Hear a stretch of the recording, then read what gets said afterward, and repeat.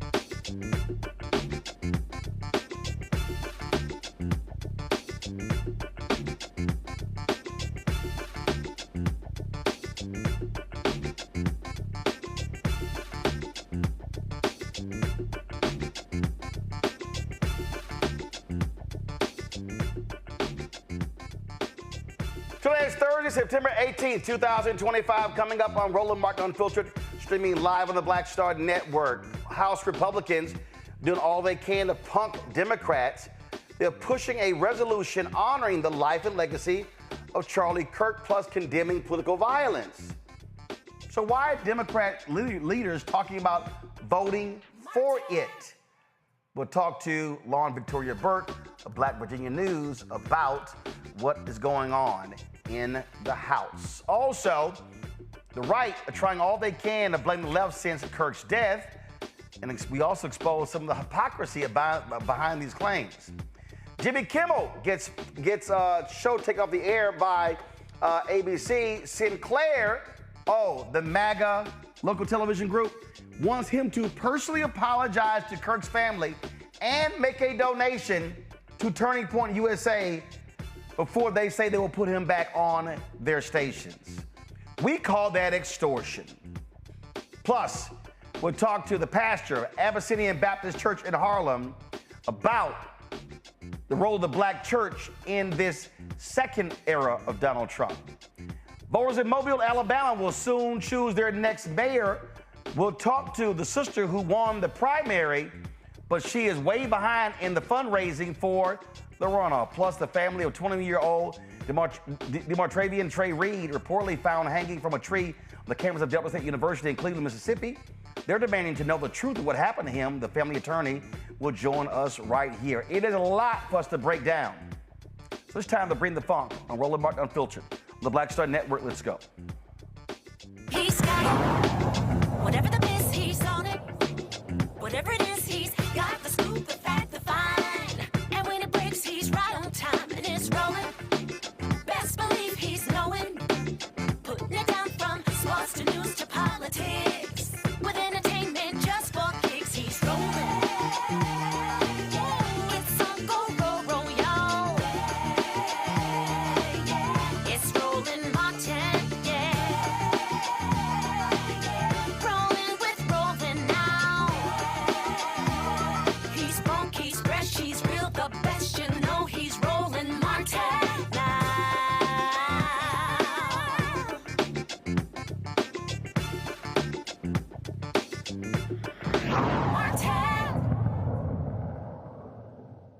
The Republican-led House has voted to advance a resolution honoring the life of Charlie Kirk and condemning political violence. Lawmakers voted in favor of advancing the measure and a bill to avert a government shutdown in a joint mechanism known as a rule vote. Rule votes are procedural hurdles that commonly tie together unrelated pieces of legislation that, if adopted, allow House lawmakers to debate each measure individually.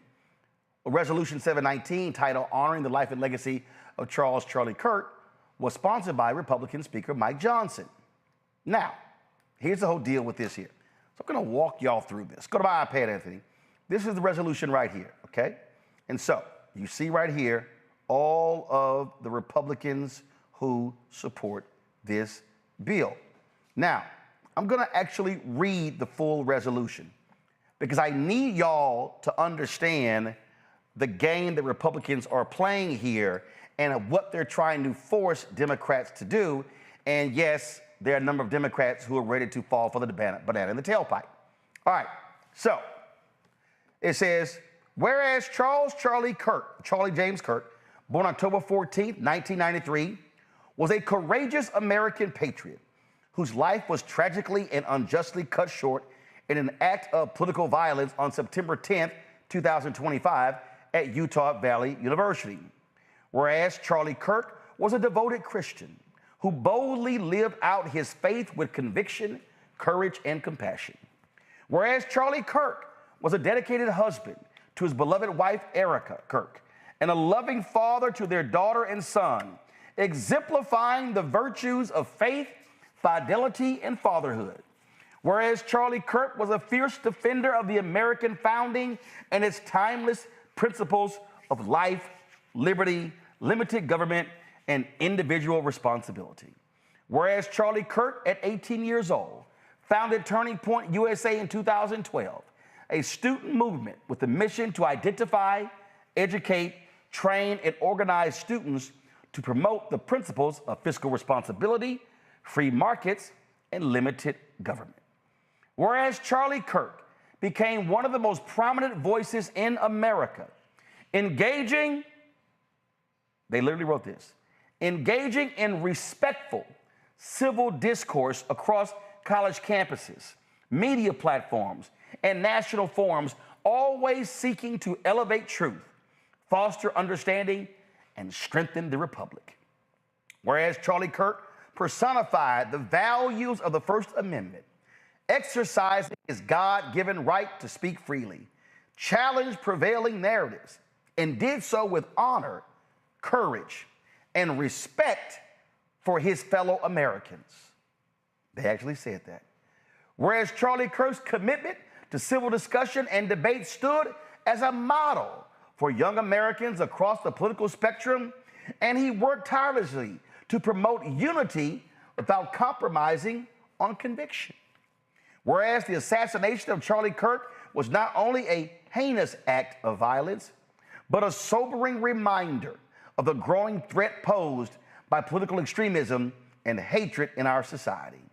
Whereas such acts of politically motivated violence are antithetical to the principles of a free republic, in which differences of opinion are to be debated, not silenced, with civility, reason, and mutual respect. Whereas the rise in targeted violence against individuals for their political beliefs undermines the very fabric of our constitutional democracy and chills the free exchange of ideas essential to a healthy civic society. Whereas leaders at every level, government, education, media, and beyond, must stand united in unequivocal condemnation of political violence, regardless of their ideology.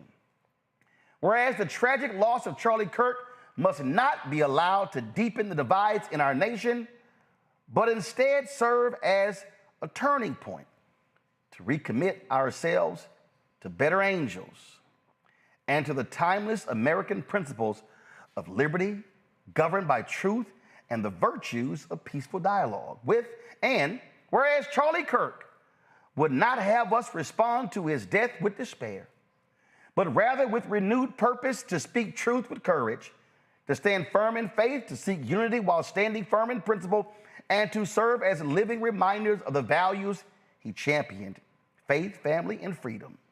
Now, therefore, be it resolved that the House of Representatives condemns in the strongest possible terms the assassination of Charlie James Kirk and all forms of political violence, commends and honors the dedicated law enforcement and emergency personnel for their tireless efforts in finding the suspect responsible for the assassination of Charlie Kirk, and urges the administration of swift justice to the suspect. Extends its deepest condolences and sympathies to Charlie Kirk's family, including his wife, Erica, and their 2 young children, and prays for comfort, peace, and healing in this time of unspeakable loss. Honors the life, leadership, and legacy of Charlie Kirk, whose steadfast dedication to the Constitution, civil discourse, and biblical truth inspired a generation to cherish and defend the blessings of liberty, and calls upon all Americans, regardless of race, party affiliation, or creed, to reject political violence, recommit to respectful debate, uphold American values, and respect one another as fellow Americans. That's the resolution that Republicans want Democrats to vote on. It was supposed to take place today at 3:30, but things happened, and now the vote will be shifted to tomorrow. Now, Lauren Victoria Burke of Black Virginia News has been on Capitol Hill. She's been covering what's going on. And folks, it's a whole back and forth. Democrats are trying to figure out what to do. Democrat leadership pretty much gave the impression that they're going to vote for this because they want to protect what they call the frontliners, because they may use this against them. Lauren joins us right now. So Lauren, walk us through this, because, see, this is what people don't understand. Republicans love to do this, where they want to box Democrats into a corner and be able to say, see, y'all didn't vote, y'all voted against this. Now keep in mind, the same Republicans, when then Congressman Jamal Bowman had a resolution to condemn white supremacy after 10 black people were gunned down at a grocery store in Buffalo, all Republicans except one voted against that resolution. And last I checked, Lauren, I don't recall there being a resolution when the former Speaker of the House in Minnesota was gunned down along with her husband and 2 others shot as well. Where was that resolution?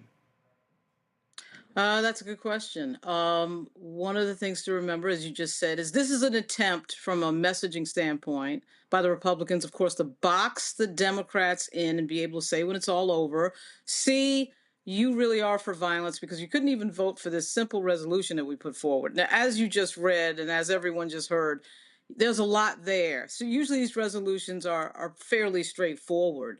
This sort of goes on and on.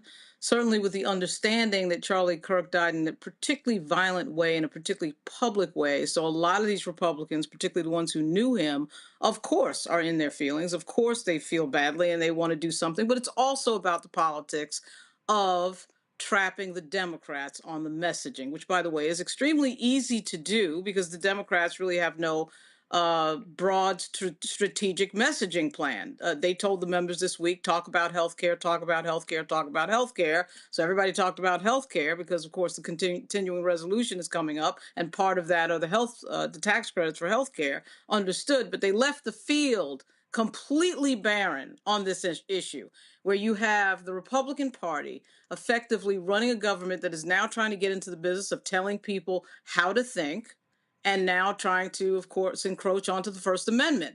That is something worth talking about. Finally, the Senate Democrats today did have a press conference after the firing of Jimmy Kimmel. But to get back to this, this is a situation where the Republicans, once again, are perfectly trying to trap the Democrats into a position. I am, of course, paying specific attention to members of the Congressional Black Caucus. I'm getting a lot of no's and hell no's from those members.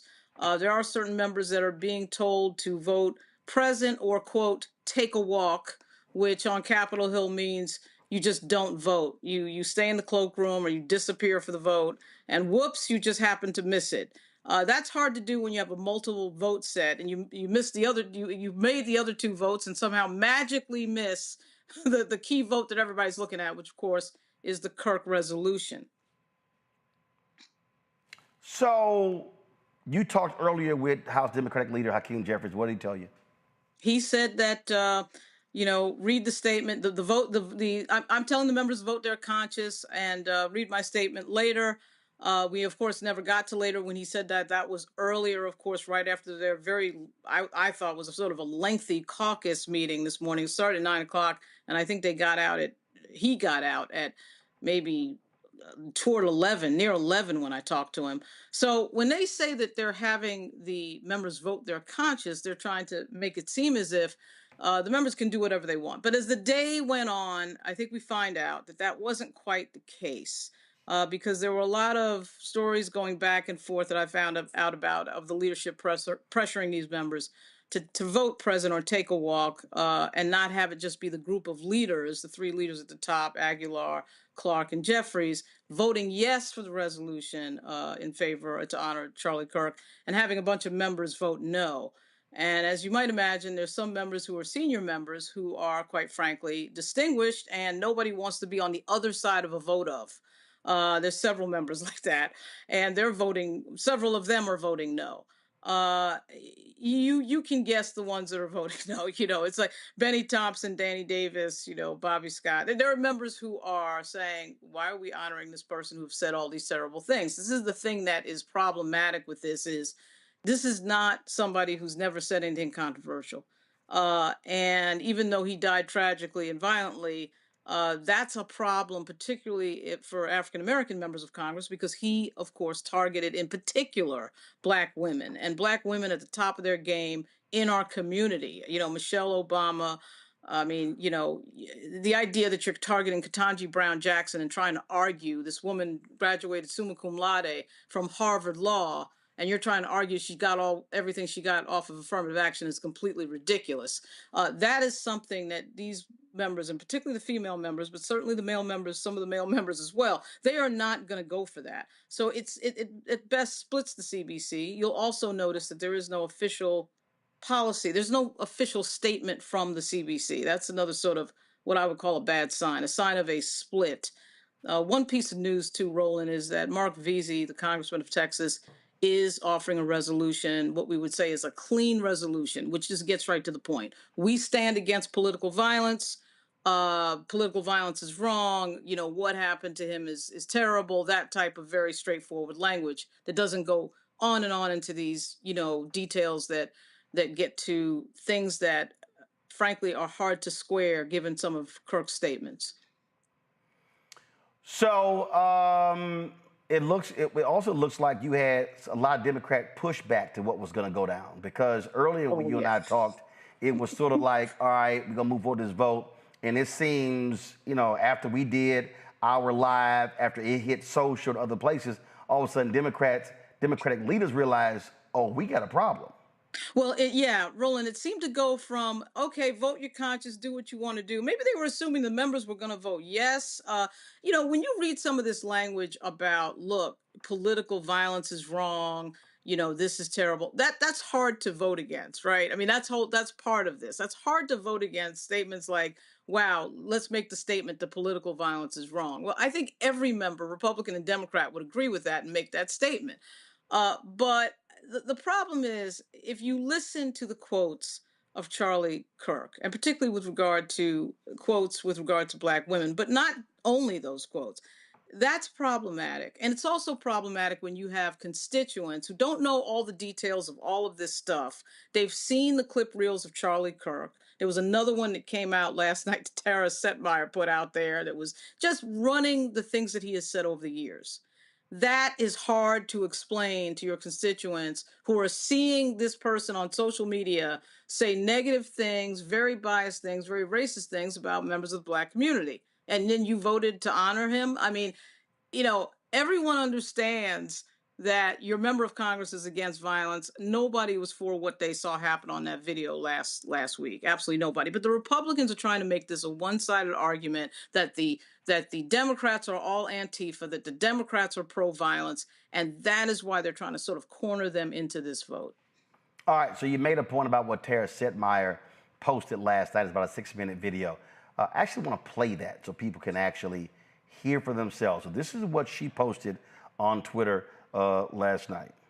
One more thing that's on my mind tonight, and conservatives everywhere, the idea that people are saying, well, he was an extremist, or he was a racist, or he was a Nazi, or a misogynist, whatever. Charlie Kirk was a mainstream conservative Republican. He had views that are held by tens of millions of people, including more than half the country in the last election.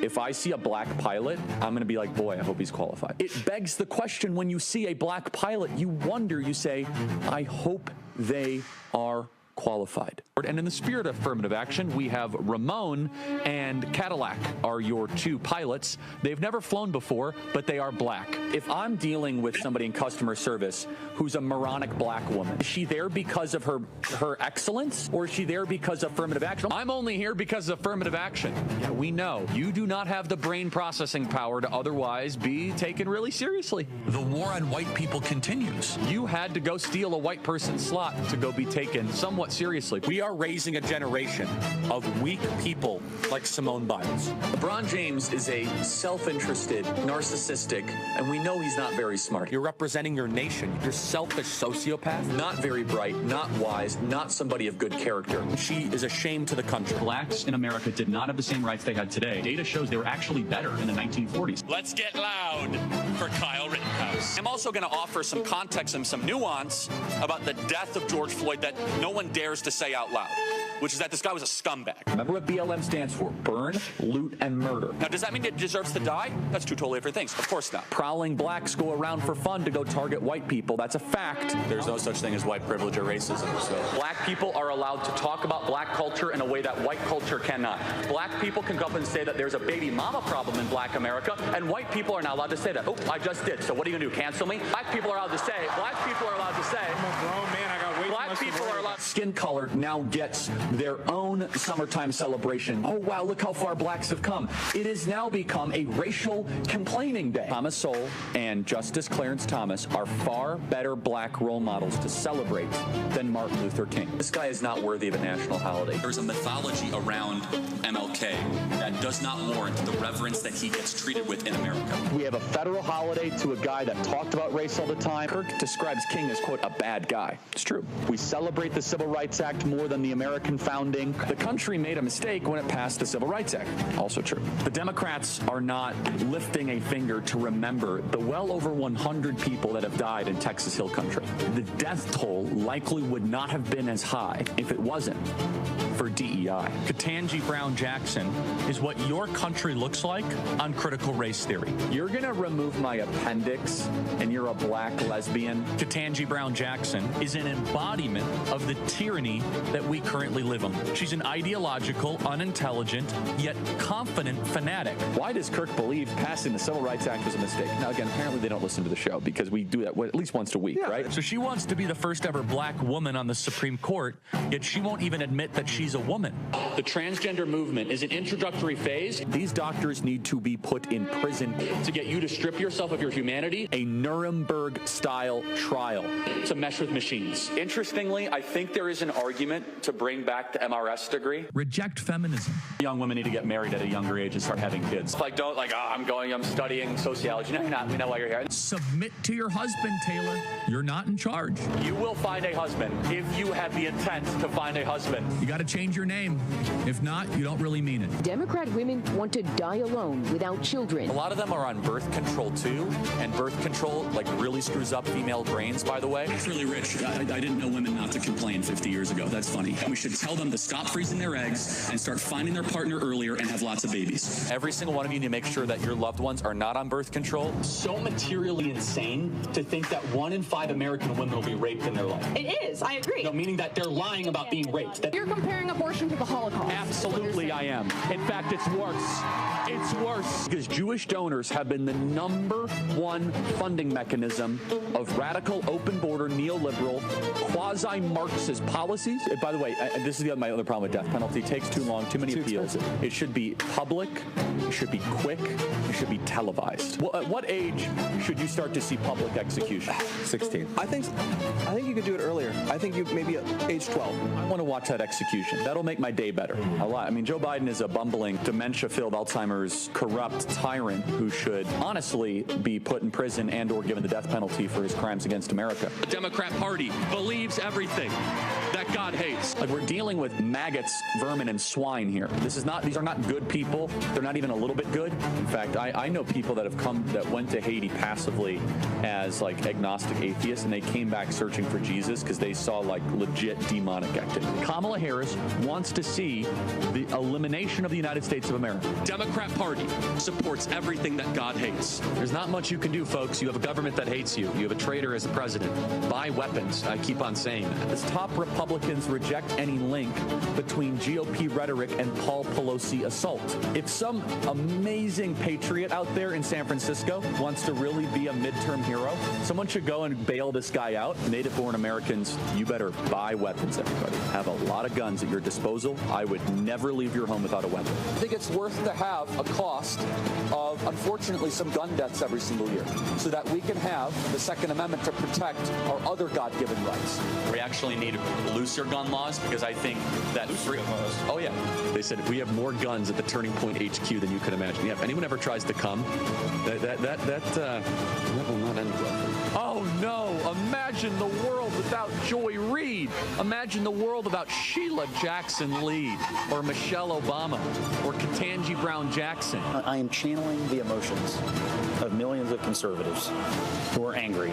They knew Charlie. They loved Charlie. They viewed Charlie is a mainstream conservative Republican. Wow. That said it all, Lauren. Yes, it did. One of the reasons why we haven't seen that, of course, is because legacy media is now being taken over by the right. I mean, let's face it, ABC and CBS in particular. That reel, though, is something that some folks on Capitol Hill have suggested that what the Democrats should have done was read into the record some of the quotes of Charlie Kirk. I mean, have some sort of answer for this idea that he is just so perfect and we've got to do all this honoring. If you just read his words back to everybody, that would probably change the messaging on that. But instead, what has happened is the Democrats are really just, as I said, laying down and allowing the Republicans to run a narrative without any sort of pushback against it. I mean, there is really not much pushback. And it is an incredible thing to see. There is the theory, too, on Capitol Hill that the leadership has to sort of take the hit for some of the members that are in closer districts, as you were saying earlier, some of these battleground districts, where they've got to vote yes because it's a close district. So the leadership has to sort of, I've heard a few members say to me today, the leadership has to sort of take the hit for those members. But the problem becomes that rank and file person in a district that doesn't pay that much attention to politics as we do on this level, that is just looking at this and sees a clip reel like that, has already seen a bunch of social media with Charlie Kirk's clips, and then you're saying to your member of Congress, logically, why would you vote to honor a person who has said these types of things? That is problematic. And they did pass a resolution in June regarding the shooting in Minnesota. Go to my iPad, and if you look at this, they describe what took place.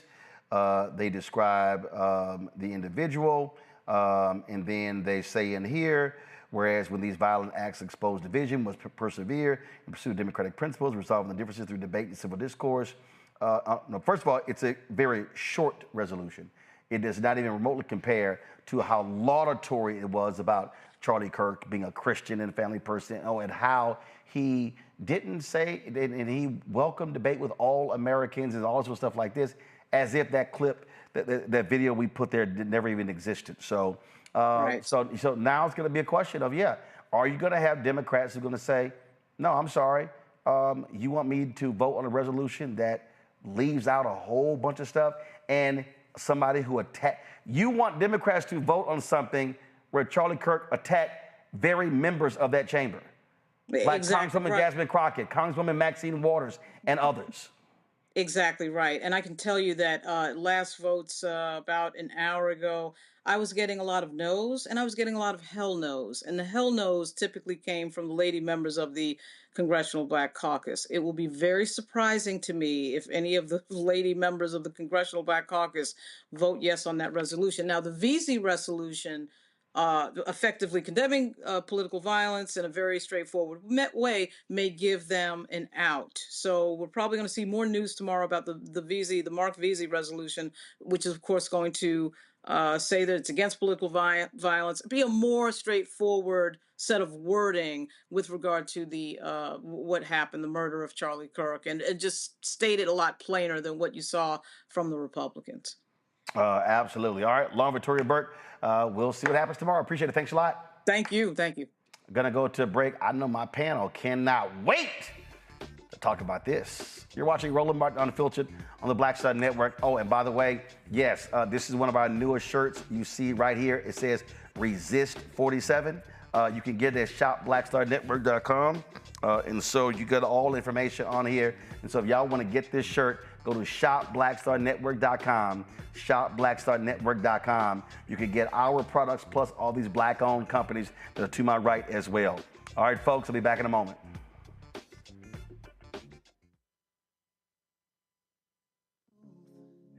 Black Star Network, what's happening? It's your man, Kim. And look, my new single, Rock With Me, is on fire. We debuted as the #1 most added and greatest gainer at R&B radio. So look, I want you to go check it out at musicbykim.com. Listen to it, download it, tell me what you think about it. Also, make sure you sign up to be a part of my community so we can stay connected. At Music by Kim on all social media platforms. Thank you for rocking with me. And keep love on the one. 'Cause I want you to rock with me. We live in a strange world till the darkness falls forever. Baby, let's be the dawn. When it feels like it's taking me over, you're making me stronger, my sweet love. What's good, y'all? This is Doug E. Fresh, and you're watching my brother Roland Martin Unfiltered as we go a little something like this. Hit it. It's real.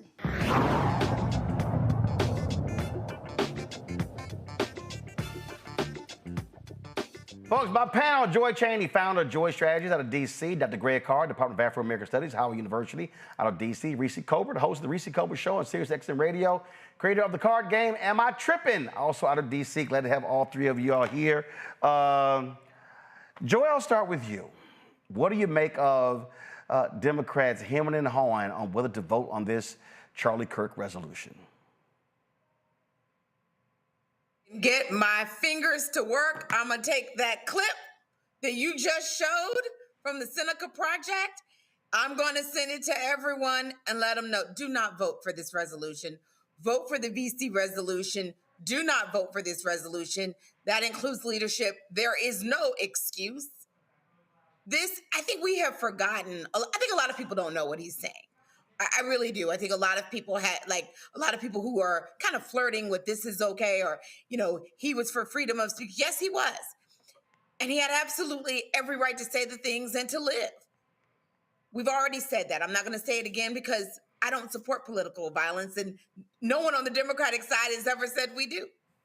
That is not the case for him.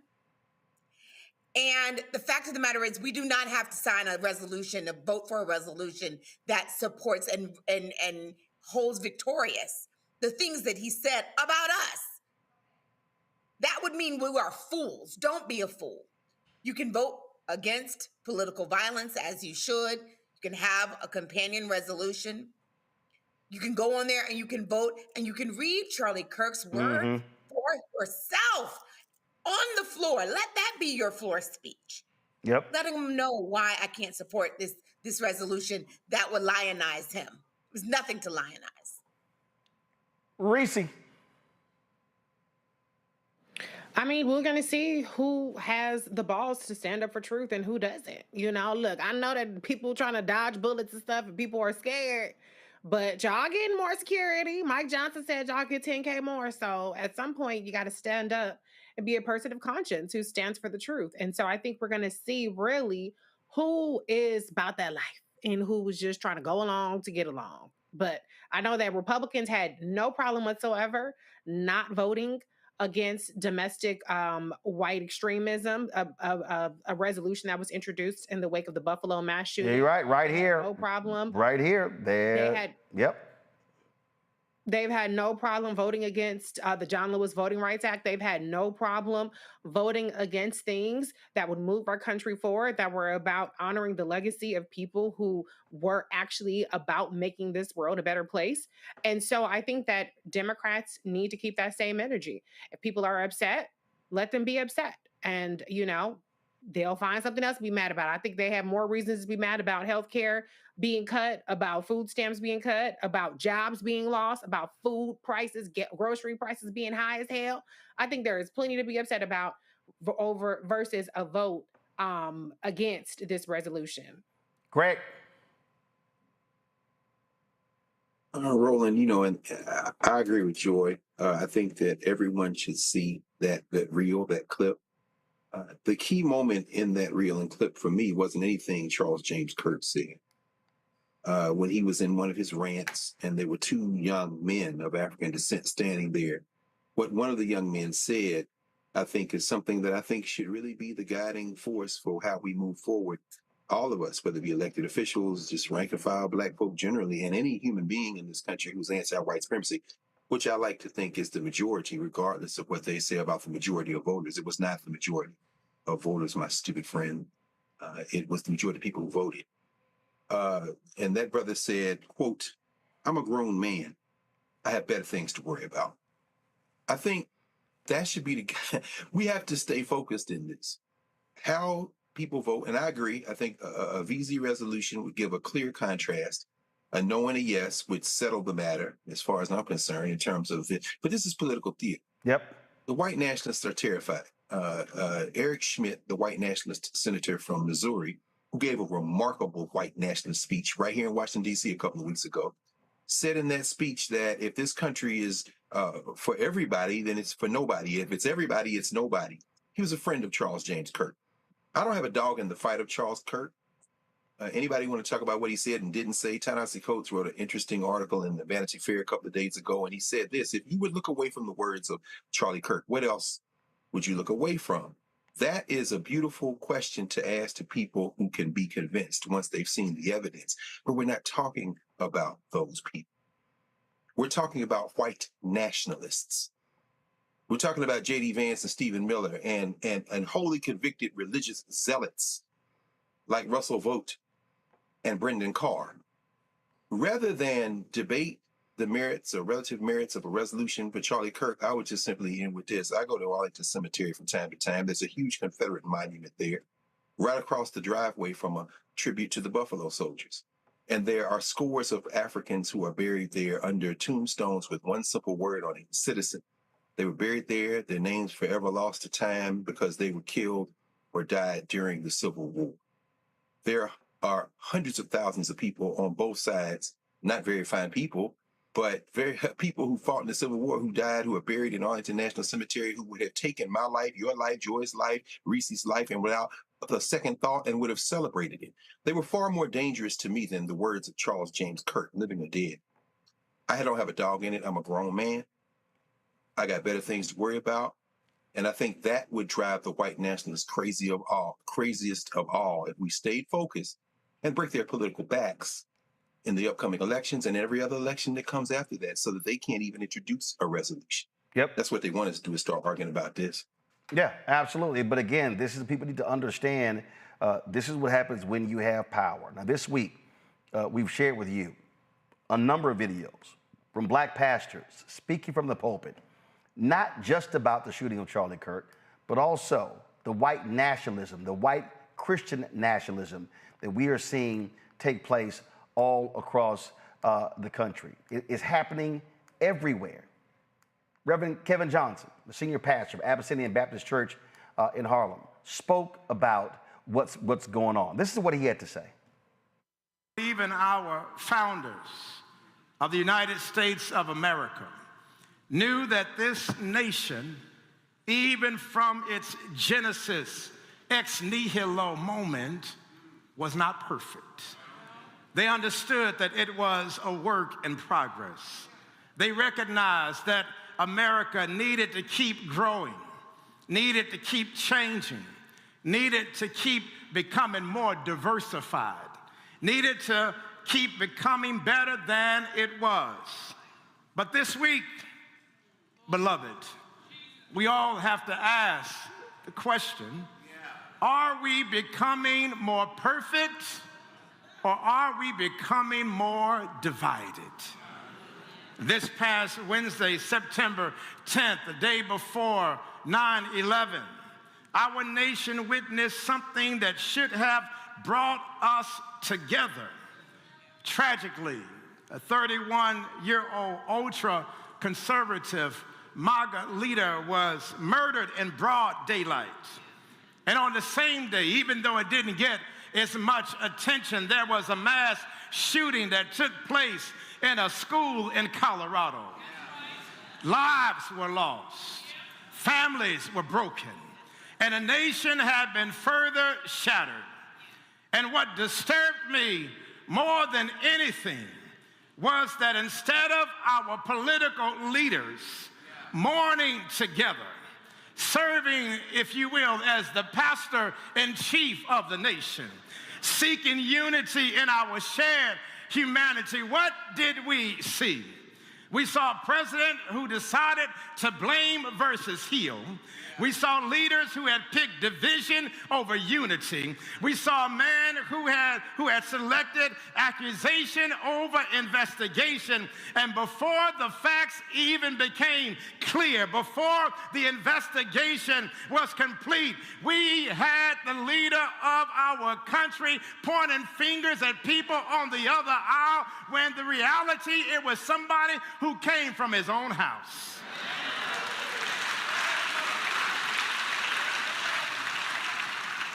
And I don't know about you, but this past week I was praying and hoping that in this moment that we would have some grown-ups in the room. We needed to bring America together, and that's the reason why we posted that video of Pastor Butts on 9/11, is because it's at moments like that we need leaders to bring our country together. Yes, beloved, when I think about the great leaders of this country, they did not seek to divide us. They don't seek to blame. They don't seek to accuse. They don't seek to divide. No, they seek to bring us all together. And beloved, that's why I'm raising the question this morning: where is our nation headed when the leader says he could care less?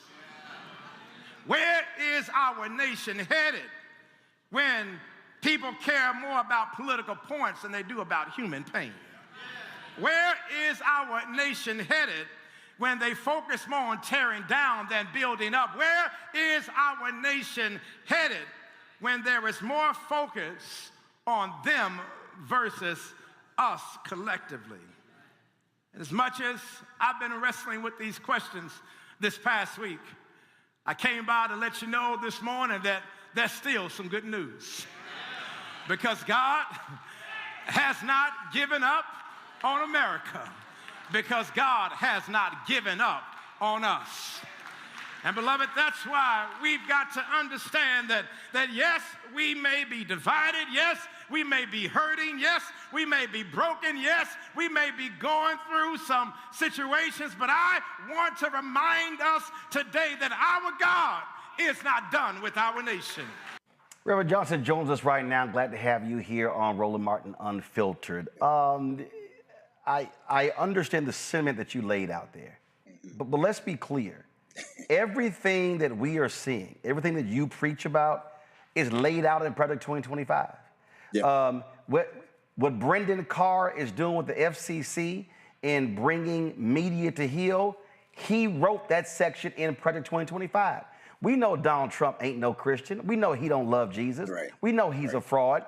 But these folks, the Heritage Foundation, Turning Point USA, all of these folks, they absolutely are advocating white Christian nationalism, and there has to be a clarion call coming from the pulpit to prepare black folks and others for what is going on. And I think a lot of folk are just sitting there playing around, not realizing that these folks mean business with their white conservative Christian nationalism.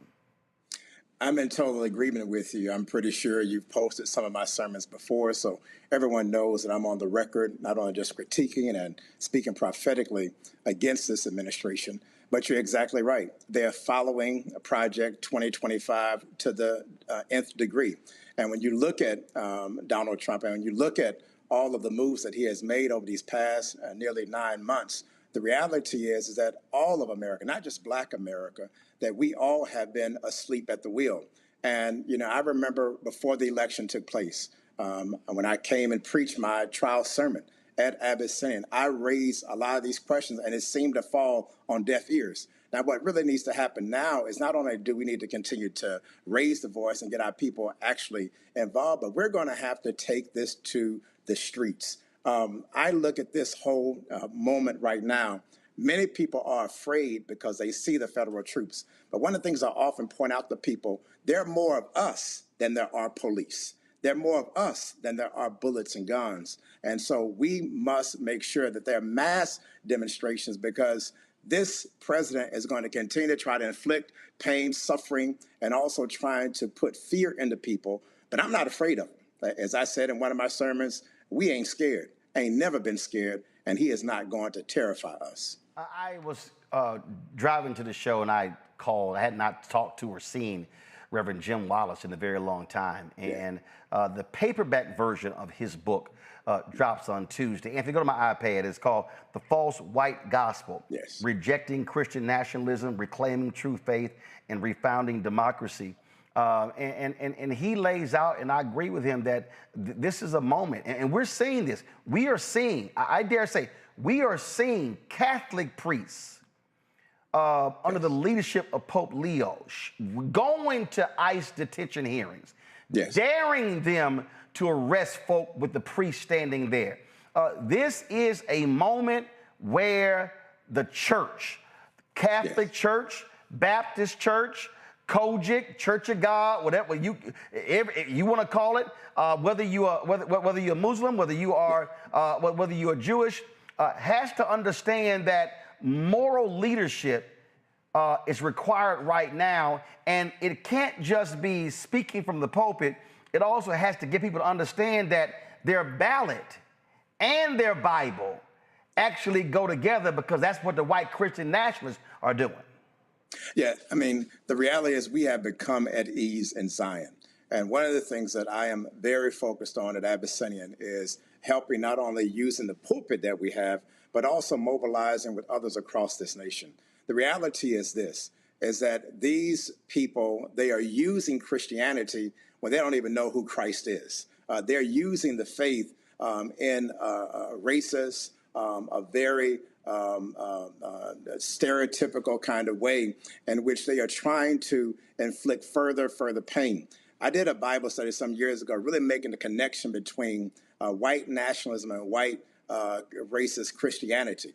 And when you look at the essence of how the Southern Baptists were started, they were deeply connected to the Confederates. And so this is nothing new. When we look at what took place with Charlie Kirk, and I've heard your guests, they articulate very well, Charlie Kirk is not new. We knew of George Lincoln Rockwell. We know of David Duke. I mean, these figures, they pop up all the time. What is different is that now we're in the age of social media, and now people have a chance to go back and replay these tapes. And that's why we must continue to expose people to the words and to the pain and the suffering that Charlie Kirk had inflicted, and not allow for Donald Trump or for anyone else who's an elected leader to try to sanitize and to try to make him seem as if he was something that he was not. And that's why I agree with Pastor Howard John Wesley.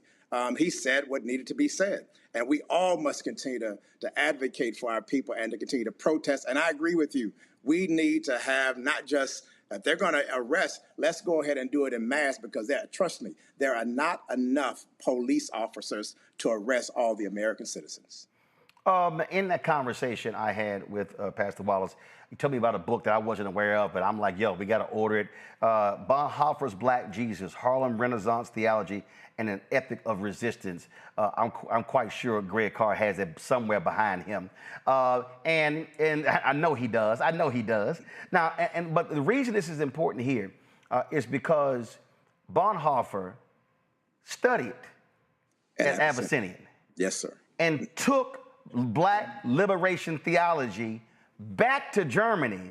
Yep. And when he made the choice to be one of the folks who made the most difficult moral decision to kill Hitler, and he took that back, and because he understood the evil of Hitler.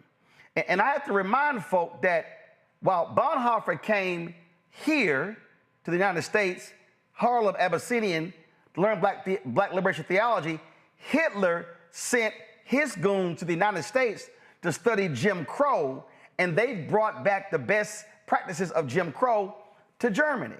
Yeah. And so what Wallace was saying in our conversation, and what this book here, as we just talked about, lays out, is that it is the Black church, not white Christians, save for John Brown and a few others, but it has been the Black church that has led the resistance to this country from day one.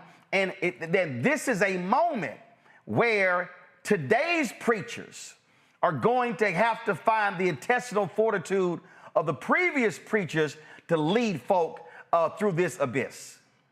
I agree. I mean, Bonhoeffer, he was there at Abyssinian Baptist Church as he was a professor and learning at Union Theological Seminary, and he learned from Dr. Adam Clayton Powell, Jr. And Abyssinia has always been a cradle for giving birth to civil rights movements. And that's why this is such a critical moment. I agree with you that the Black church has always been the moral conscience of this nation.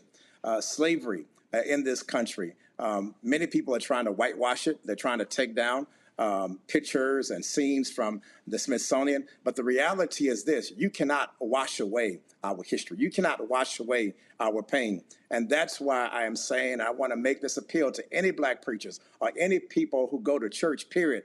Tell your pastor, I don't want to hear about prosperity gospel. I want to hear about how are we going to fight this regime and how are we going to bring about change in this country. Because if the Black church does not do it, trust me, the soul of America is already on the brink, but the soul of America be totally washed away, because we are the ones who have always stood at the forefront to make sure that we speak truth to power and that we hold this country accountable to bring about the changes that are needed to make sure that we are continuing to hold up what I said on Sunday, this more perfect union, because America is beyond flawed.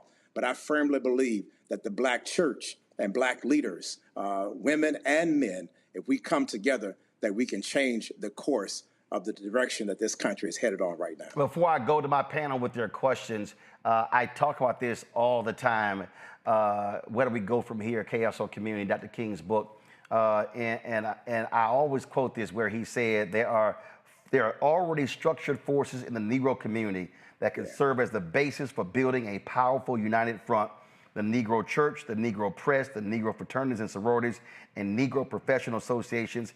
We must admit that these forces have never given their full resources to the cause of Negro liberation. There are still too many Negro churches that are so absorbed in a future good over yonder that they condition their members to adjust to the present evils over here. And as I keep calling out media, too many Negro newspapers have veered away from their traditional role as protest organs agitating for social change, and have turned to the sensational and the conservative in place of the substantive and the militant. And then, of course, he challenged professional groups and fraternities and sororities by saying too many Negro social and professional groups have degenerated into snobbishness and a preoccupation with frivolities and trivial activity.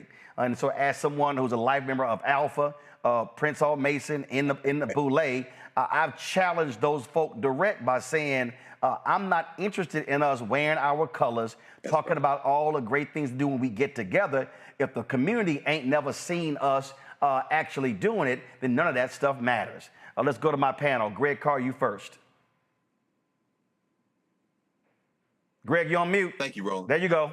Yeah, I was, and thank you, Dr. Johnson. I must admit, one of the reasons I muted myself is because I was shouting at the screen as you were preaching. What are you talking about? Let me ask this question, because you started with our founders. They're not our founders, brothers. Those guys were human traffickers.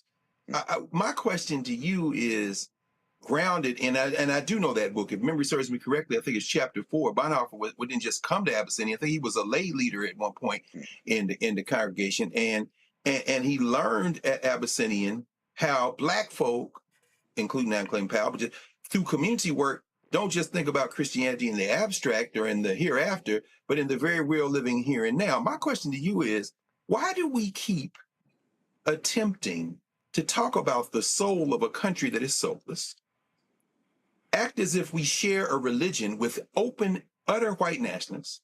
What happened to the Black prophetic tradition of David Walker? What happened to the tradition of Jeremiah Wright, or even Freddie Haynes, or certainly John Howard Wesley? How can you keep talking about this thing as if there's some common moral point of departure that we have that will ultimately end in some saving or redeeming the soul of a country, when these people are engaged in a crusade a crusade against you and me, a crusade against the Muslims. Charlie Kirk called the soon-to-be mayor of your city a Mohammedan. They're fighting the Crusades, brother. Please help me understand what happened to the prophetic tradition of Black liberation theology. So let me ask this question. Have you actually heard any of my sermons? Because I don't think you have. I just heard, because I heard what you just heard today. You asked the question. I'm answering the question. I heard you say our No. founders. You asked Answer the that question to me. Who is our founders, brother? If you go back and you listen to any of my sermons, you will see that I have been out there speaking truth to power. So I take real issue with what you just said. So I'm going to go ahead and set the record straight. I have continued to be a voice. Just go onto my Instagram page, DRKRJ, and you will see that I have been at the forefront, just like all the others that you mentioned. I come from that Morehouse tradition. So I'm not going to let you sit up here and try to paint me and some other brush, brother. I'm not going to let that happen. I'm just asking you a question. When you say our founders, who are you talking about, man? Listen, whatever you want to call it, listen to my tapes. Listen to what I have said. Listen to how I've spoken truth to power. No, listen. No. I want you to go back and listen. What you're basically saying is that you don't even know what I preached about. I asked you a question about what I just heard you say. Yeah, you didn't answer. And I'm answering your question. Go back and listen to my sermons. I got you. I appreciate you, brother. Yeah. Reese. Thank you, Reverend Dr. Johnson, for being here. My question is, a lot of what I've been hearing is people trying to use religion to kind of sanitize what Charlie Kirk did. And I think that what we've seen is this homophobia and transphobia really kind of making a dent under the pretext of, religious beliefs in empowering these white nationalists and this white Christo nationalist movement. What is your take on people kind of trying to sane wash what Charlie Kirk was saying because of his supposed religious beliefs that they identified with? You can't sane wash evil. You can't sane wash racism. You can't sane wash anything that is denying somebody's agency and their humanity. And that's why I have continued, and I continue to do, even right now, as I continue to preach and teach and let our community knows that we're under attack. We are under assault. This is beyond a deliberate attempt to erase us as a people. Earlier this year, I came out beyond forcefully. I preached a sermon called We Ain't Scared. And I said, are we mad? Are we angry? Are we frustrated? Yes. I said, are we scared? I said, hell no. And it was at that moment, because I was the first preacher this year who actually started to take on the Trump administration the way that you're now starting to see other preachers. And I think we need more voices, not just my voice, not just Otis Moss's voice, not just Howard John Wesley's voice, not just Jamal Bryant's voice, but we need a plethora of voices, and not just the voices, but we need action on the street in order to speak truth to power. Joy. I love this conversation. What are you hearing from your fellow leaders? You don't have to give names, but are they responding to your call that they join you and Patrick Wesley in speaking out, but also not just pastors, the leaders of some of our social organizations? I'm in many of them too. And I am profoundly disappointed. And the Democratic Party.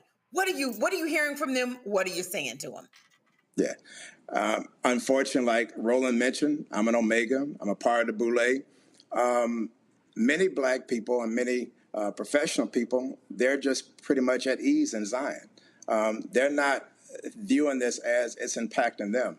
And the place that is speaking most about this are really about 5 Black churches: Abyssinian, Trinity, New Birth, Alfred Street. There are not too many churches that are really speaking truth to power. And unfortunately, we're in a place right now that our fraternities and sorority organizations are not doing enough. And I think some of this also has to do with the recent election. I've heard a lot of people say that this is not my fight, that this is white on white crime. When you hear people on the streets, and I hear that comment, but the reality is that we are the ones who are being targeted. 400 Black women, 400,000 Black women have lost jobs. My wife is one of them. She was a diversity, equity, and inclusion officer at her law firm, And now that's been since April. She still hasn't found a job. And so I know this personally, that this is impacting our families. I have 2 daughters who are at Spelman College, and they are being impacted. Our daughter last week, right after Charlie Kirk got murdered, the next day, my daughter at Spelman was on lockdown. And so this is impacting all of us. And I just wish that we had more conscious Black people who really understand that this is an assault on us, and it is an attempt to try to erase us completely from the map, and at minimally to make us servants to them again. Pastor, I also think there's something we do, and I just got to go ahead and say this because it drives me crazy. I was having a conversation last night, and yet last night's show, I blasted Vibe magazine for this awful reporting dealing with Dame Dash and Revolt.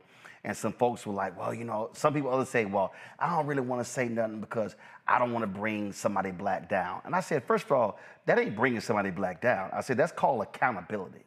Yeah. And I also think too often what happens is we also shy away from rigorous debate. You know, the exchange you and Greg just had there. My whole deal is, guess what? It was great. I'm fine. But here's my whole deal with it. That's nothing compared to the conversations I saw at my grandparents' house when my aunts and uncles and my grandfather used to go at it, and they would they would tell a kid, you can jump in this, but we ain't gonna treat you like a kid. Right. And so that's why I learned my debating skills. And I think what also has to happen is, I think Black folks, we've also got to push one another, challenge one another to be able to get at where we're trying to go, and we can't be afraid to do that. And I've been in so many meetings and groups and folks sitting here, well, respectfully and this, that, and the other, and I'm like sitting like, man, can you just say what you want to say? Yeah. We need to have that back and forth, and some folks say, well, don't do it on the air, do it privately, but it's still needed in order for us to get where we're trying to go. I wholeheartedly agree with you. I received 2 phone calls after I preached a sermon 2 weeks ago at Abyssinian. And this was the week before Charlie Kirk was murdered. And the title of the message was, God's Not Done, because I'm preaching this series at Abyssinian. And I received 2 calls. I'm not going to name their names because you would know who they are. But they are well-known people who called me and said, Kevin, one of them said, we're dealing with mad dogs. He's a mad dog. And what the person was trying to say is that, you know, be careful. Another person came to me and said, do not let Donald Trump come out of your mouth. And again, I'm saying to myself, they're older persons, but they come from a generation where you kind of get in line. Mm-hmm. I'm not from that generation. I'm going to speak my mind. I am not afraid. And as I said to Dr. J. Wendell Mapson on his podcast a few weeks ago, many young preachers are afraid of standing alone. I don't mind standing alone. I don't mind speaking truth to power by myself. And to be quite honest, to me, I will die for the cause of Black people. I love Black people, and I'm going to keep fighting for Black people. But most preachers are just comfortable. One, they don't live in the community. They live in the suburbs, so they go back to a nice, beautiful house. But you got to be connected to the people. You got to know the struggles and the pains that they're going through. And you have to know that if we don't speak up for them, they don't have another voice. Mm. And I often tell my church class, some deacons say to me, Pastor, be cool. I'm like, I can't be cool. Right. I have to be the one speaking because I can say what you cannot say. Because y'all pay me. I'm not paid by some white organization. I'm not paid by some corporation. I'm paid by the people. And thank God that they allow for me to have that freedom and stay within that prophetic tradition that we all know at Abyssinian Baptist Church. Absolutely. You know, let's just be clear. It's a bunch of our folks right now who are scared.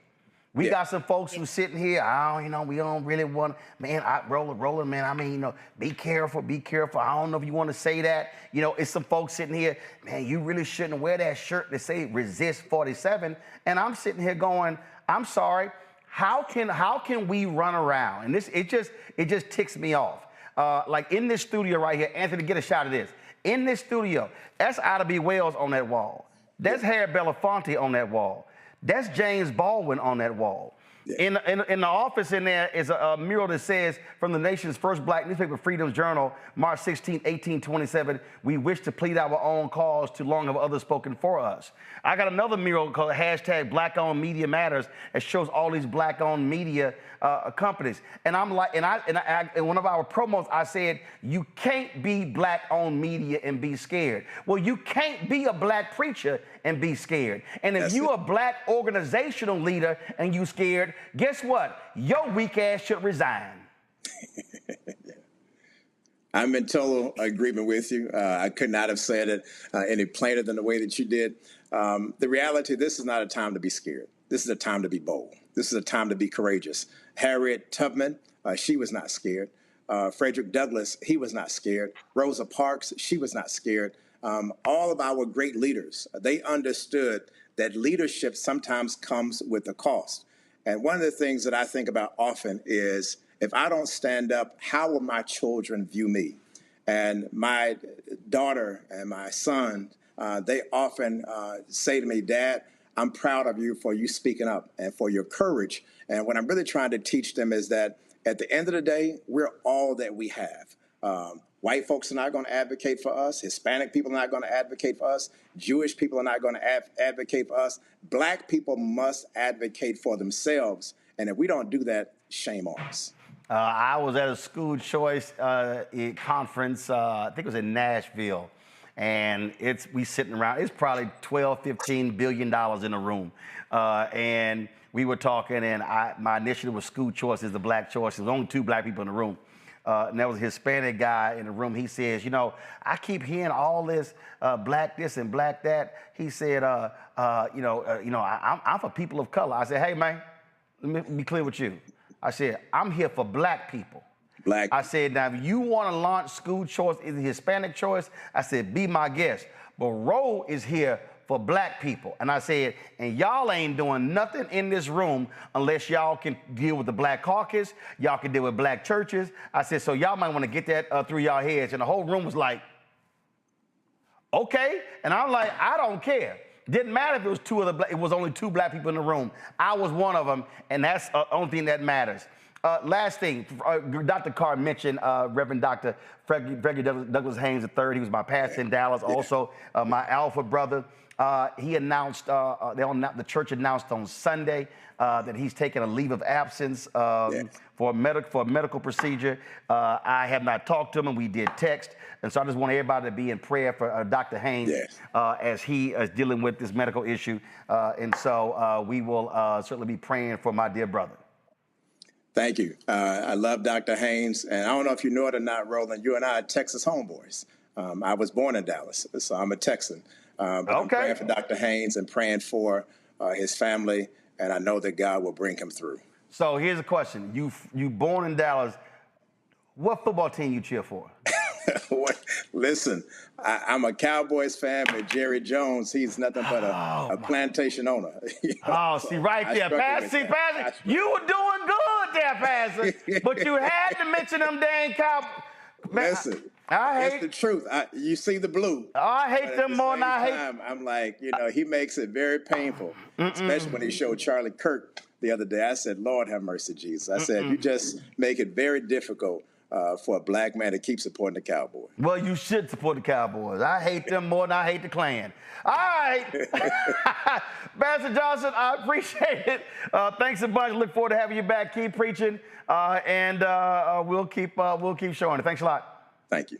Folks, quick break. We come back. We're going to talk to the sister trying to become the next mayor of Mobile, Alabama. Black people, I need y'all to vote in mass, because her opponent, who she beat in the primary, has outraised her by $1 million. We should be voting like we ain't never voted before. We're going to talk to her next. Right here, Roland Martin Unfiltered, the Black Star Network. Support the work that we do. Join our Bring the Funk fan club. Look, we're trying to raise $1 million. Y'all, we're doing some amazing stuff. Launching 2 new shows. Redoing our website to a black news portal. Trust me, ain't nobody in America doing what we're doing here at the Black Star Network. Your support is critical to our success, so please support the work that we do. If you want to give via Cash App, use the Stripe QR code. You see it right here, bottom left-hand corner. PayPal is R Martin Unfiltered, Venmo RM Unfiltered, Zelle Roland at RolandSMartin.com, Roland at RolandMartinUnfiltered.com. Checks and money orders, make it payable to Roland Martin Unfiltered, P.O. Box 57196, Washington, D.C., 20037-0196. And y'all got to give me some grace, because when y'all mail these checks, I got 200 right now. Y'all got to open every envelope. I got to separate them, sign the back, take a picture. I got to do all that, so it ain't as simple. So y'all like to have a check clear? Y'all just give a brother some time. It ain't easy. Let me be real clear. I don't hand these checks to an intern or to a staffer. I do it myself. So if y'all gonna use a check and money order, it's gonna take some time, all right? I'll be right back.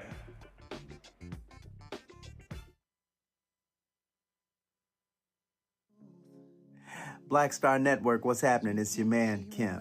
And look, my new single, Rock With Me, is on fire. We debuted as the #1 most added and greatest gainer at R&B radio. So look, I want you to go check it out at musicbykim.com. Listen to it, download it, tell me what you think about it. Also, make sure you sign up to be a part of my community so we can stay connected. At Music by Kim on all social media platforms. Thank you for rocking with me. And keep love on the one. 'Cause I want you to rock with me. We live in a strange world till the darkness falls forever. Baby, let's be the dawn.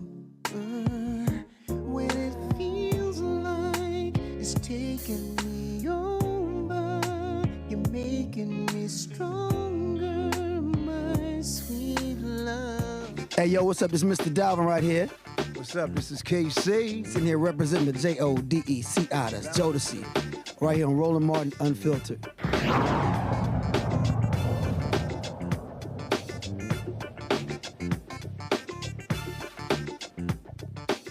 Folks, next week's voters at Mobile, Alabama will choose their next mayor. Barbara Drummond will face former district court judge Spiro Sherigatis in Tuesday's runoff. Now, Drummond has served in the Alabama House of Representatives for the past decade. Before that, she worked in the administration of Mobile Mayor Sam Jones and was a reporter for the Mobile Press Register. She also, when they had the general election, she actually won the most votes, coming in first, but now there's a runoff. Her opponent is outraising her by more than $1 million. But guess what? You can raise money, but votes still matter. She joins us right now. Certainly glad to have you on the show. How you doing? I am fine. Good afternoon. How's everybody doing? Doing great. You're coming down to the wire, so give us a sense of the demographics of Mobile. What's the percentage Black, white, Latino, and how does it shape there? And is the race, is it nonpartisan or is it partisan? Well, first, the race is nonpartisan, and we have about 51% population African American, and about 47% of those are voting population. So we have a little bit of an edge, and you know, Mobile has never had a female mayor, and in its history since 1702, we've only had one African American. Wait, hold up. Only one Black mayor and no female mayor ever? 1702 is when we were founded. We're the birthplace of Mardi Gras, and it's a wonderful place. So this is the first time. This will be the first time. Wow. No woman ever as mayor. Wow. That's rare in 2025. I think so too, and I think it's really, you know, time for a spin. But I've been telling all of our constituents, and this campaign, you laid it out perfectly. Our opponent has outraised us, and we still got 2,500 more votes. Came in first, took 25 out of the 37 precincts, and our campaign is strictly grassroots. We've got about 2,300 small donations averaging about $50. So it is speaking volume here in Mobile that the people want to change. Well, are you seeing it on the ground? Because one of the things that I constantly talk about on this show is that there are numerous places in this country where we have significant Black capacity, but we're not maximizing our capacity. And so in terms of, and obviously you're trying to get every vote, Black, white, Latino, Asian American, it does not matter.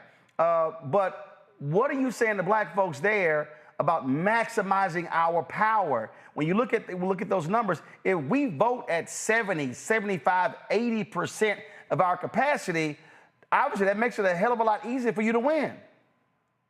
Well, I don't think Mobile is any different than the other parts of the country. We've got a whole lot of apathy that's in the African American community. And one of the things that this campaign is built upon is that we're trying to create opportunities for all, especially those communities that have been left behind. And we're seeing, of recent, since the runoff, we're seeing a number of young people who are gravitating and who are voting. Now, we're not naive. We know that this is going to be a ground game, and we're working extremely hard to make sure we turn out those voters.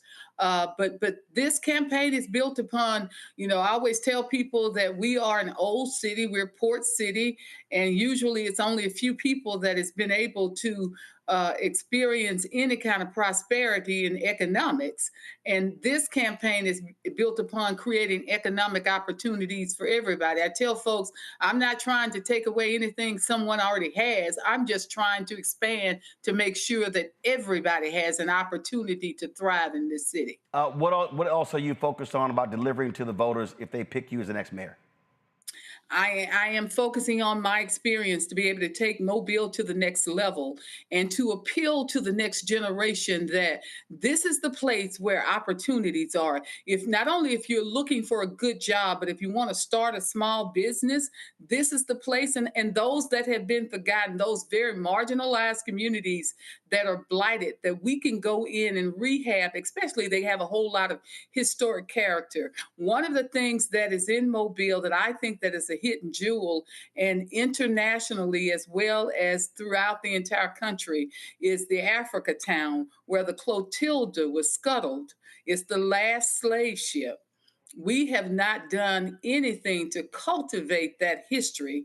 So I am going to create a new ecotourism market, not only creating affordable housing, but telling the story of those 22 African Americans that were on that ship that was scuttled in Mobile Bay. It was the last slave ship. So we've got a lot of story and a lot of storied history from the French to all the way to the Clotilda. All right, questions from my panel. Reese, you're first. Representative Drummond, thank you for being here. You talked about the apathy. How do you plan on really tapping into that, particularly at a time where we're seeing all this gerrymandering, we're seeing all this assault on our civil rights? How do you get people to see the importance of coming out again to vote in this runoff election? One of the things that I've done in this campaign, we have gone to places that I'll be very honest with you, I didn't know exist. We have been to places that they call underground. We have been to those young people who thought that they were being left behind, and we've shared with them all of the economic development opportunities and workforce development opportunities. And we're giving them a voice. Nobody's ever come to them and said, okay, what do you want from your city? I am one of the first that has gone to many of these areas and asked, what are your voices? Even those who are re-entering society. I came across a man the other day who actually was very elated to vote for me. And he told me, he said, Ms. Drummond, you helped me get my voting rights back. And you will be the first person that I'll get to vote for. So it's one person at a time, and it's one community at a time. We're restoring that hope because this is a wonderful city. And we just want everybody in this city, especially those that are in those forgotten communities, to be able to prosper. Joy. I am Madam Future Mayor. This is what I want to know. Who is supporting you? Well, I have been. What national groups are giving you? What national groups are giving you money? Is Emily's List giving you money? Like, who are supporting you? Well, I am a Delta, so we'll be having a Crimson and Cream fundraiser after I finish this interview. But I've been endorsed and also given fundraisers by former Senator Doug Jones, also by Senator Cory Booker. The Black Mayors Association has also endorsed us, and they're helping us to raise money. Former Transportation Secretary Pete Buttigieg, he is very, very much engaged in this campaign, and not to mention one that is near and dear to me. I have been endorsed by young people who are in law enforcement in our community who represent our homicide unit here in Mobile because they see the need of a new direction in Mobile. So we've been endorsed, but most of all, I go back to telling everybody that when I saw that I had garnered 2,300 small donations, those represent people.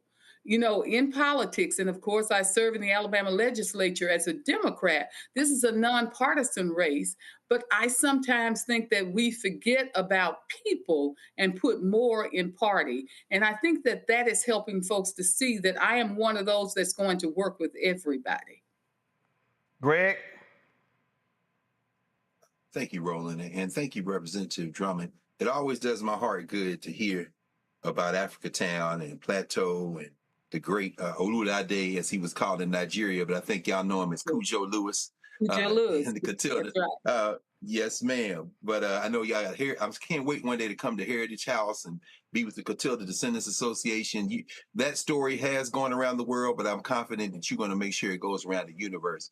I just want to ask you a quick question about the politics, because I don't know anything about it except what I've read. The guy that came in third with almost 20% of the vote, the former police chief, is it true that he and the former mayor had beef, and the former mayor, this lady has endorsed your opponent? What do you think you'll pick up the votes for those who voted for Chief Prine? Or how does the politics of those who finished second and third weigh into this, if any? Well, many of Chief Prime's supporters have already come over to our camp. They're already out there that are helping us. And you're right. You've done your research. There's a whole lot of dispute. The current guy who I'm running against, my opponent, has been endorsed by the current mayor, who the guy who's in third place, he not only had a beef with them, he is actually suing them, suing the current mayor, along with several of our city council members. But again, they're not going over to that camp. They're coming to Team Drummond's camp. Many of them are already over here, again, because they want to make sure anybody can stand up to the man, and I am their best option to do that. Wonderful. Thank you. Well, I was just sitting here, and I came across this Alabama Political Reporter, an independent site. They dropped this here. They said in the Mobile mayoral race, there's one candidate with an actual plan when it comes to crime, saying crime is a top issue. And they say it's you. I think it's me as well. Clearly, and I've been a legislator, locking people up is not the answer. And most of the violence that we have in the city of Mobile is being committed by youth. And one of the things that the current administration has not done very well, they stopped funding any of the nonprofit programs like a Boys and Girls Club, Big Brothers, Big Sisters. We used to have several YMCAs here in Mobile. We're now down to one. And all of these are nonprofits that had programming for young people. So when you ask yourself, what do you have in your city to do for young people? It is no longer here. My administration has a plan to not only create a standing department within city government that will be totally engaged to youth, giving them not only a voice into the process, but giving them access to workforce development, to internships, to mentoring opportunities. And I think that's why a lot of young people are really excited, because I want to build a future for them so that they can be the leaders of tomorrow. I don't want to be just a reactive mayor. When there's a shooting, then I try to find a solution. I want to already be working on that solution and be proactive. In addition, now don't get me wrong, I want to lock up those folks who are repeat offenders, but I do want to make sure that I can stop as many of those young people as possible from even going into the penal system. I love this here. There was a televised debate, and your opponent talked about blight, said, I keep a map on my wall in the office. It has all the vacant properties and blighted property east of I-65. And you said, well, you don't have a map on the wall. You actually go into those neighborhoods. You live in those neighborhoods. And that was very telling for me because he had to go to a map. I don't have to go to a map. I actually not only have to go to those neighborhoods and live in those neighborhoods, I go to church to those neighborhoods. And this is a really, really serious issue in the city of Mobile because it's mostly in marginalized communities that have a lot of history that is not being told. And that was somewhat stark that he had to have a map to tell him to get there. I don't have to have a map to go to the majority race community. I know their story. I know what they're doing. I've helped to work to make their communities better. It is now our time to make the entire city healthy, and that includes marginalized communities. And again, it's all about, again, getting out the vote. It's turnout, turnout, turnout. And I cannot stress enough to our people that we can't complain about we don't have this in our neighborhood and we don't have that. Then if we don't vote and other folk actually do turn out. We saw what happened. It was a sister who was running for re-election in Baton Rouge, and a lot of our folk didn't turn out, and she actually lost there to someone who was a football coach, had no political experience whatsoever. And last point, you've been making the point that your experience, your political experience, outweighs your opponent. It does. I actually have experience in county government. And of course, I worked in the first African-American and the only African-American mayor that we've had. I was one of his executive directors. And I'm in the state legislature and I'm into my third term. So I have the experience, the ability, and the know-how. I told a reporter earlier today that I don't have a law degree, so I can't go in a courtroom and practice. My opponent can. He doesn't have experience in city government, so he can't be the mayor. All right, then. Barbara Drummond, the runoff is on Tuesday. Mobile, Alabama. Y'all need to vote. If y'all know folk in Mobile, call them, text them, email them, hit them on social media, and tell them to get out there and vote. This is how you can reach Barbara Drummond for mayor, all of her social media accounts, Instagram, Twitter, TikTok, YouTube, Facebook. We appreciate it. Thanks a lot. Okay, thank you for having me. Have a good evening. All right, then. All right, folks, I'll be going to a break. Right back. Roland Martin Unfiltered on the Black Star Network. I'm Dr. Greg Carr, and coming up on The Next Black Table, we're speaking with Dr. Lucius T. Outlaw Jr., master teacher and philosopher. He takes us on his journey to discover and celebrate Black philosophy. From my undergraduate years at Fisk all the way through my PhD, I was never in a philosophy class where I had a professor who was a person of African descent, nor a sign of text written by a person of African descent, ever. How he pushed back at those who said there was no such thing and got us all thinking about what it means to be Black. That's on The Next Black Table, exclusively on the Black Star Network. What's up, y'all? This is Wendell Haskins, a.k.a. Win Hogan at the Original T Golf Classic. And you know I watch Roland Martin Unfiltered.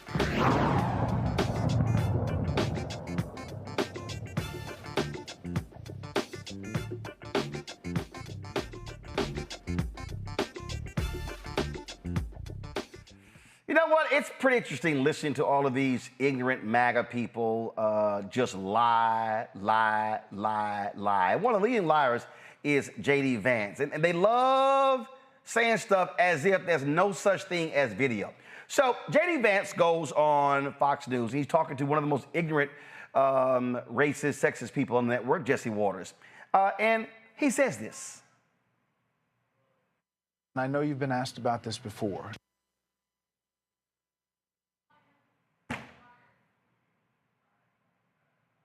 Come on.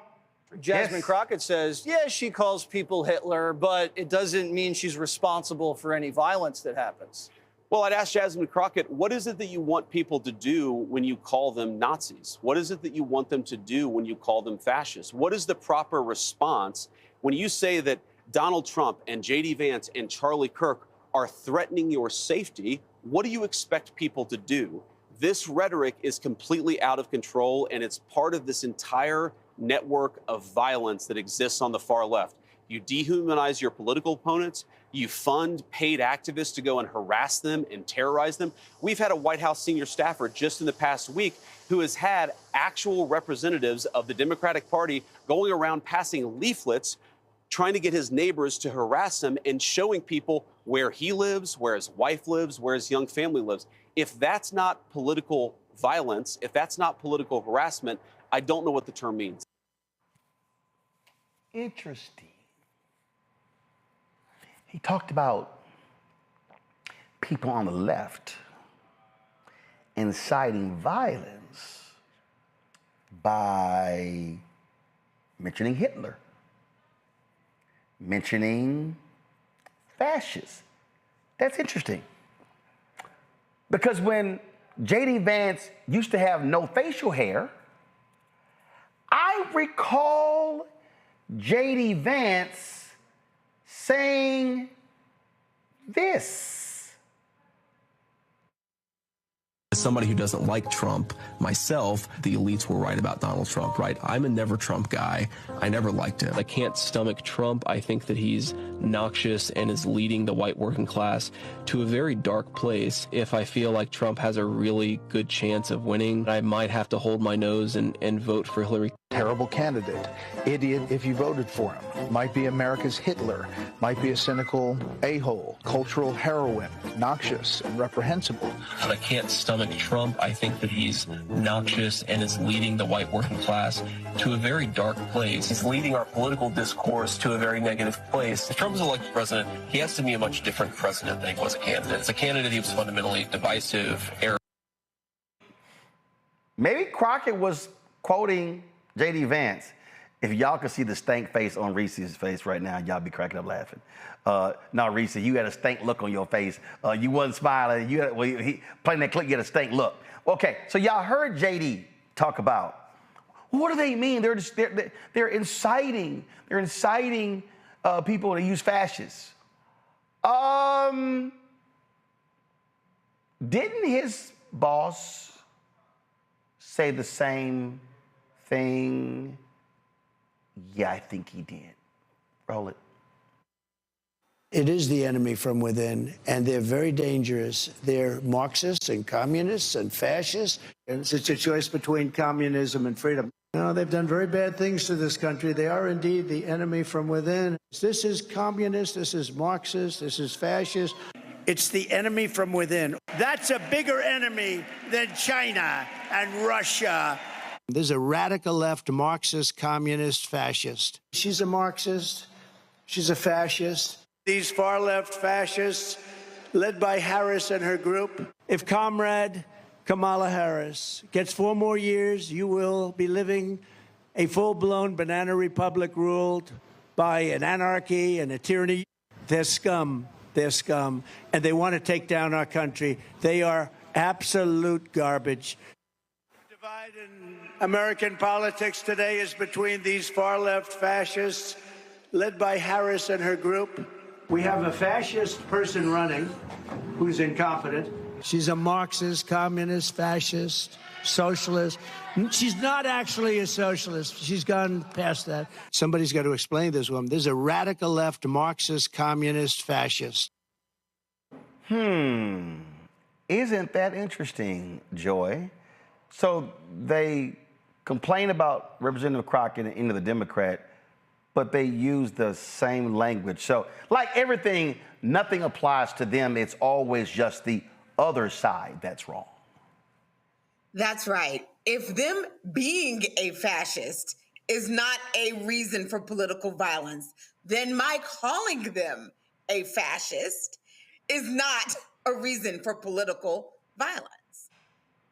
It is okay to have a different take and to say what you think and describe what you think is going on. None of the political violence that is out there is to be put on anyone else but the person who did. Okay, I just don't subscribe that we're gonna say every time someone says something we don't like, that they are the ones causing political violence. I have been doxxed recently. I will tell you, it is not fun. No one should have their personal information put out there. That is not right. That's wrong. Okay? No one should have that. I don't care what party you are a part of. But being able to say what people are, this is what they have always believed. Charlie Kirk, we just talked about that. He said all manner of things. And now it's us that's inciting political violence. Think about what Donald Trump said after Nancy Pelosi's husband was attacked. Think about the dismissiveness with which he approached the Minnesota politicians who were killed and attacked. That most certainly is not someone who should be lecturing to anyone about anything. And as far as this person that we're most recently talking about, he came from MAGA. Right. Those were his parents. That's the community in which he was raised. That one's on them. This was not someone who was raised as a progressive, raised as a Democrat. The thing here that just trips me out, Reese, is that, and this is where mainstream media for me is a joke, because they let the lies go. They let the Scott Jennings of the world come on. You have nothing but liars. I mean, it's so pathetic. Like over at Fox News, Sean Hannity just lied last night. Then you talk about Jimmy Kimmel. Then you got that fifth-rated hack, Joe Concha. Hannity goes, I don't know of any prominent conservative that called for Jimmy Kimmel to be fired. And then Joe Concha goes, me neither. There's no evidence. Oh, Trump. But again, that's what they do. And so it is always attack, attack, attack. And this is why I keep saying, if you're a Democrat, stop trying to play a civil, nice, my dear colleague, the honorable so-and-so. No, you are in a fight. You are in a battle-rama. There are no rules, so stop playing like there are rules, because you're dealing with people who do not care, who will lie, cheat, and steal to win. Yeah, I mean, Republicans want to have a conversation about who says what more. They want to have a conversation about what ideology is more violent, knowing damn well they're the more violent ones. That's why they had a report taken down from the DOJ that called out white supremacist extremism and violence and its impact on the United States. And so this is having the conversation on their turf. They don't want to talk about gun control. They don't want to talk about mass shootings and how not banning assault rifles is leading to the proliferation of mass shootings, including at schools and at churches and other things. They don't want to have a conversation about the Epstein files, which they're trying to bury. They don't want to have a conversation about this impending budget showdown in which they're willing to shut down the government to deny healthcare subsidies for people who have Obamacare subsidies. They don't want to have a conversation about anything substantive. They don't want to have a conversation about how grocery prices are astronomical. They don't want to have a conversation about how the jobs numbers are tanking, about how Donald Trump does not have a plan to get this country back on track that he fucked up with his nonsensical policies. They would love to spend the next couple of weeks talking about Charlie Kirk, talking about censorship, talking about the radical lunatic left, instead of talking about the damage that their policies are doing every single day in America that they cannot gaslight people away from the impacts of. Listen, Greg, you got Sinclair television group saying that, oh, if Jimmy Kimmel wants back on the air, he's going to have to personally apologize to the Kirk family and make a donation to Turning Point USA. This is where ABC, and I know they're one of the affiliates, but this is where ABC should tell Sinclair to go to hell. But again, the right plays a different game. They want to, you say the phrase you use all the time, they want to break the backs of their opponent. Their opponent wants to just pat them on the shoulder and say, hey, how you doing? Yes, sir. It's a poignant moment.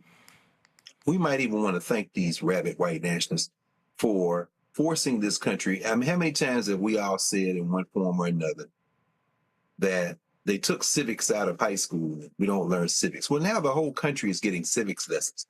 They're understanding continuing resolutions, rocket dockets in the Supreme Court, all kind of civics education. Mm-hmm. But the one lesson that black people, the one lesson that black people don't need to be taught, but well, maybe there may be some exceptions, I don't know, but I won't go into that. That was early in the show. Is that,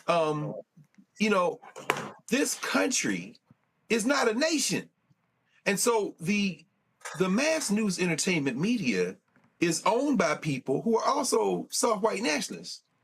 So ABC, NBC, CBS, certainly ABC at this point, ABC Disney has just unveiled themselves as CBS.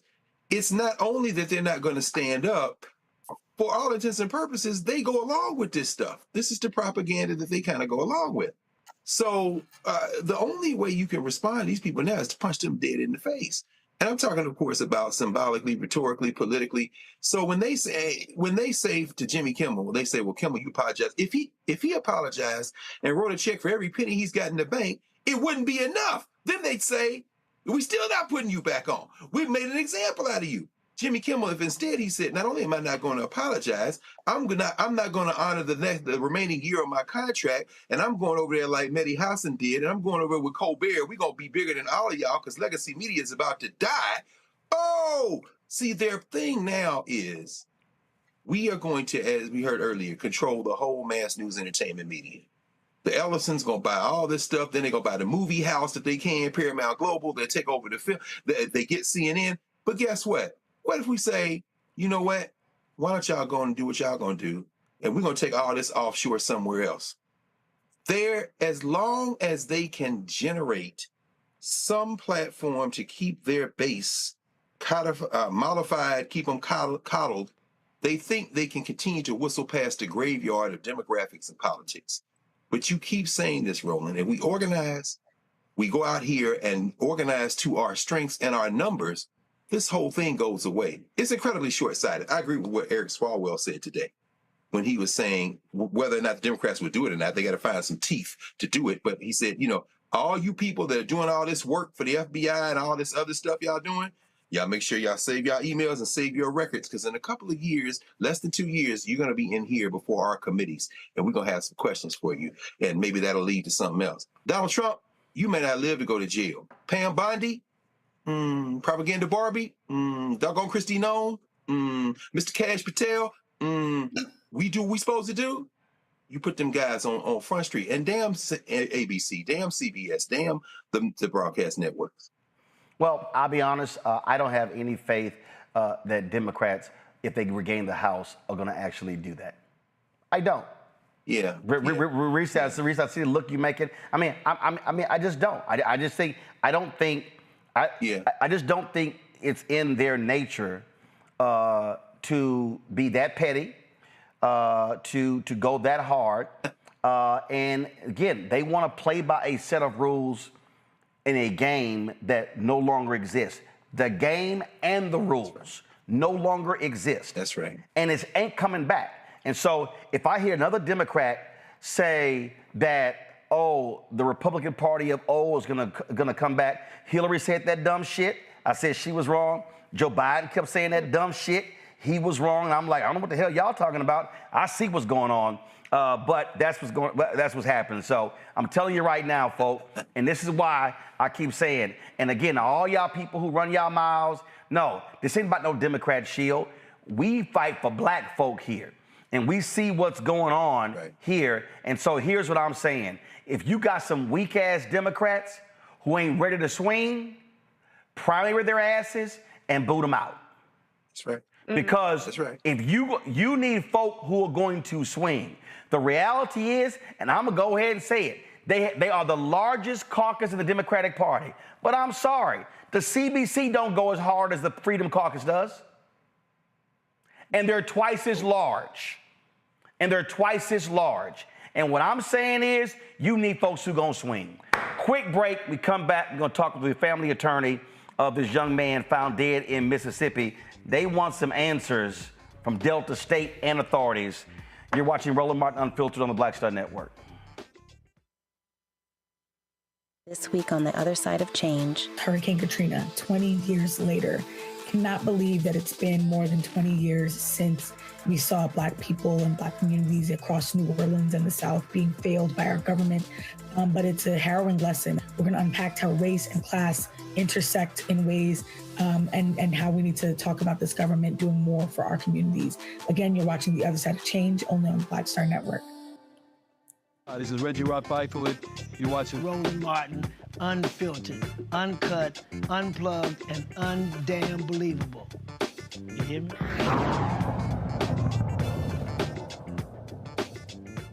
The family of 21-year-old Demartravion Trey Reed, they want answers. Now, he was found hanging from a tree on the campus of Delta State University in Cleveland, Mississippi.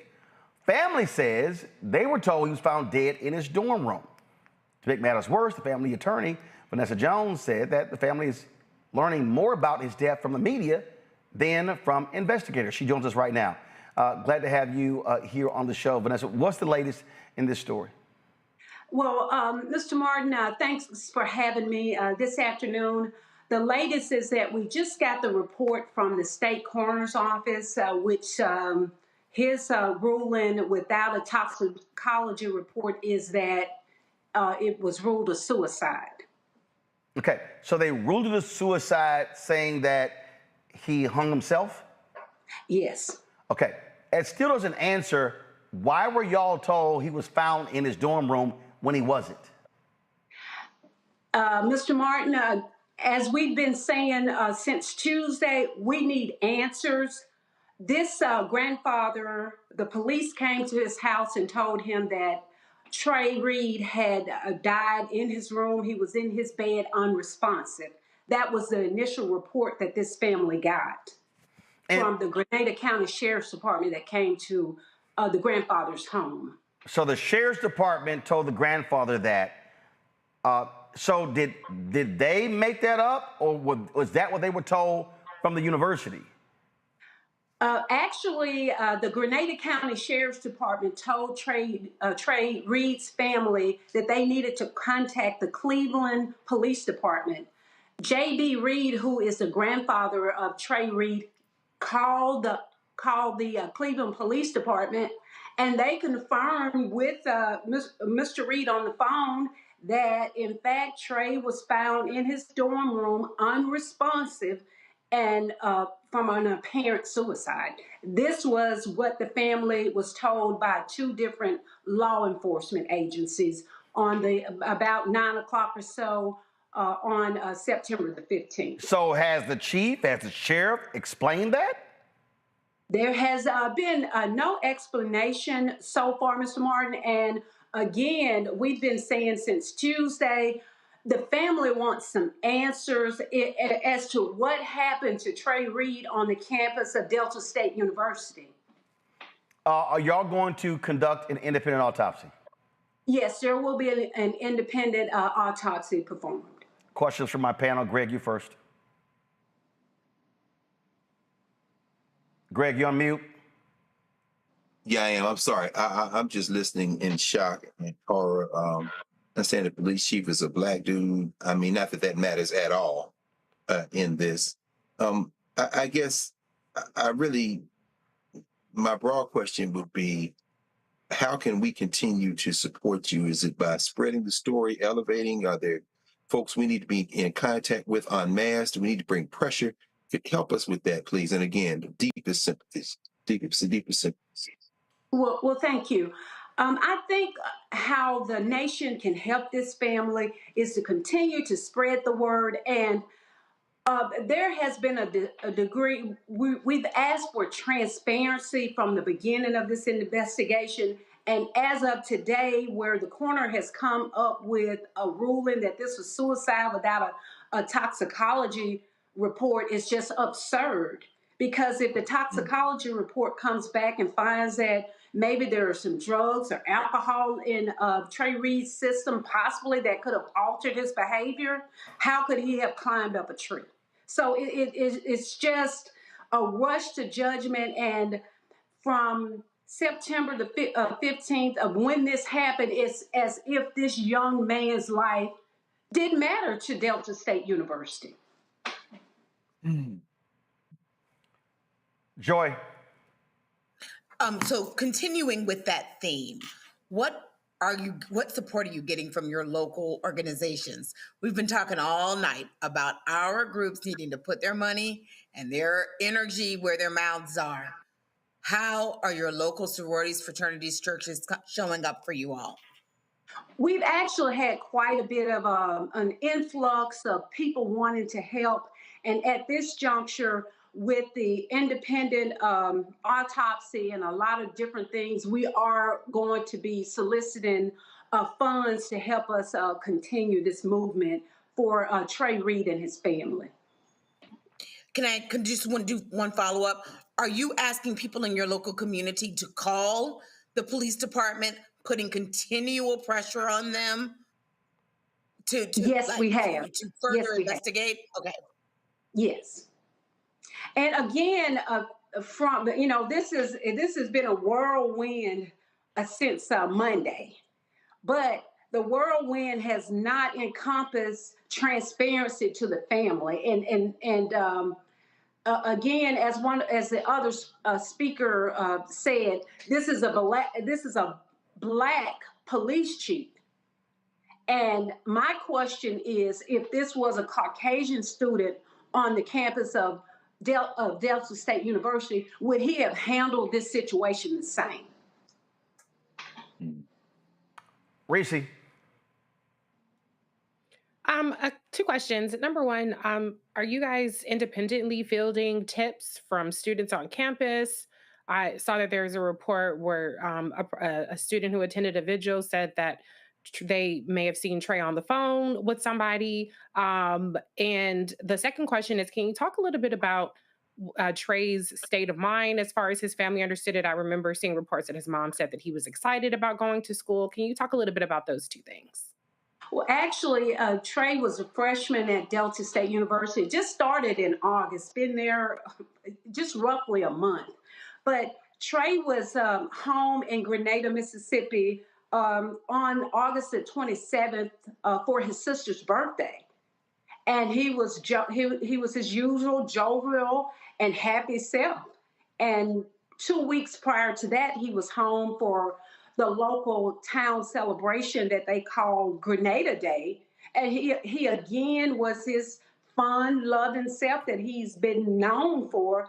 And the family's question is, he was fun, outgoing. When they sent him to Delta State University, what happened in that short period of time? Mm-hmm. Well, it is certainly a story that deserves answers, and I certainly hope you and the family get those answers. Vanessa Jones, certainly keep us abreast of what happens. Thank you so much. All right, thank you so very much.